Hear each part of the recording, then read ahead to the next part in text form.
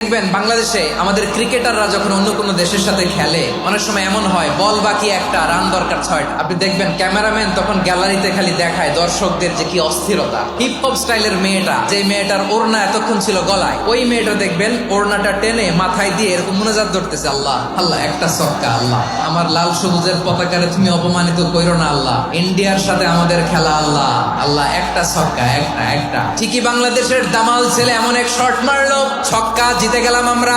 পুরো স্টেডিয়াম জুড়ে চিৎকার, হই হুল্লোড়, মৌজ মাস্তি।